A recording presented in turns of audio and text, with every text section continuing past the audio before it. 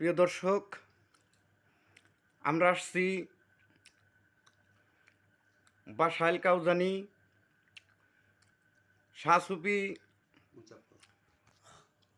সৈয়দ কালু শাহ ফকিরের সিরিজাত ভক্তকুলের শিরোমণি মুজাফফর পীর সাহেবের বাড়িতে কিছু তরিকতের বয়ান নেওয়ার জন্য।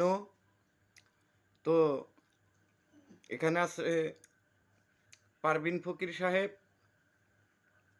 এবং বাবাজান মুজাফফর পীর সাহেব। তো ওনাদের তরিকতের কিছু বয়ান আমরা আপনাদের মাঝে তুলে ধরছি। আপনারা সবাই দেখে কমেন্টে মতামত জানাবেন। তো বাবা, আপনি শুরু করেন। আসসালামু আলাইকুম। আপনার কাছে আমরা একটু জানতে চাব যে বায়াত কি জিনিসটা, এবং এই বায়াত পড়লে কি হয় আর বায়াত না পড়লে কি হয়, এই সম্পর্কে কিছু আলোচনা করেন। এবং হাদিস কোরআনের কোথায় কিভাবে লেখা আছে কোরআনে। আমি সর্বপ্রথম মহান আল্লাহ পাক তারকে স্মরণ করে, যাকে সৃষ্টি না করলে 18,000 মাখলুকাতের কোনো কিছু সৃষ্টি হইতো না, রাসূল পাক সাল্লাল্লাহু আলাইহি ওয়াসাল্লামের পাক মুবারক ভক্তি শ্রবণ রেখে আমার বাবা জান সৈয়দ কালু শাহ তার পাক চরণে ভক্তি শ্রবণ রেখে, আমার চার তরিকার মুর্শিদ সৈয়দ ইলিম চান তার পাক চরণে ভক্তি শ্রবণ রেখে আমি 2-4টা কথা বলার জন্য চ্যানেলের সামনে আসছি। আসসালামু আলাইকুম ওয়া রাহমাতুল্লাহি ওয়া বারাকাতুহু। ওয়ালাইকুম আসসালাম। আমার কাছে প্রশ্ন করলো, বায়াত কেন পড়তে হবে, বায়াত এর কি দরকার? একজন মানুষ বায়াত করার উদ্দেশ্য হইল নিজকে নিজের চিনা, অচিন মানুষকে চিনার জন্য একজন পীরে কামেল তার কাছে যাইতে হয়। এবং কোরআন পাকে লেখছে সূরা মুনতানা 11 আয়াত এবং 12 আয়াত আহলে বায়াতের কথা। আহলে বায়াত, আহলে বায়াত, আহলে বায়াত। আহলে বায়াত যদি কোনো ব্যক্তি গ্রহণ না করে, সে মুসলমান দাবি করতে পারবে না, এবং সে মক্কা মদিনার ইমাম হয়েও যদি মৃত্যুবরণ করে তাহলেও সে জাহান্নামে যাবে। নাউজুবিল্লাহ। এটা সূরা মুনতানার মধ্যে লিখছে। সূরা ফাতিহার 10 আয়াতে বলছে ইয়াবতাই উসিলাতা, উসিলা গ্রহণ করতেই হবে।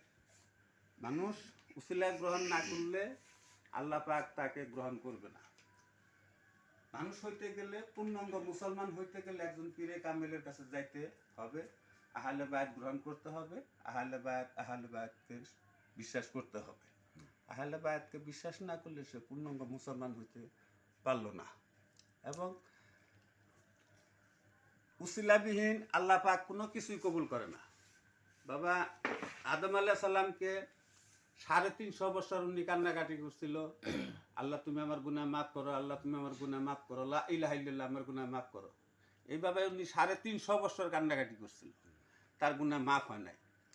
সর্বশেষ উনি যখন আমার রাসূল পাক সাল্লাল্লাহু সাল্লামের উসিলা দিলেন আল্লাহর আরশের মধ্যে, এবং লেখা আছে আরশের মধ্যে এবং তার আরশের খাম্বির মধ্যে, থুম্বার মধ্যে, লা ইলাহা ইল্লাল্লাহু মুহাম্মাদুর রাসূলুল্লাহ। এই কথা যখন উনি বলল, তখন তার দোয়া কবুল হইল। আল্লাহ রাব্বুল আলামিন উসিলাবিহীন কোনো কিছুই কবুল করে না, উসিলা ছাড়া কিছুই কবুল করবে না, উসিলা গ্রহণ করতেই হবে। হাসরের দিন উসিলা বিস্প্রাব, উসিলা খুঁজবি। নামাজ, রোজা, হজ, যাকাত এগুলা শরীয়তের কর্ম। আসল শরীয়তটা কি, খুদ শরীয়ত কি? বাবা সৈয়দ কালু শাহ গানে বলে গেছে যে নবীজির তরিকায় খুদ শরীয়ত। এই খুদ শরীয়তকে আগে মানতে হবে, আগে শরীয়ত মানতে হবে। শরীয়ত হলো দরিয়া, তরিকত হলো কিস্তি, হাকিগত হলো হাতের বইটা বা লাট হাত দেওয়া কলা নখ। কুশলী। এবং হাত নাড়ে একটু বুঝাইও।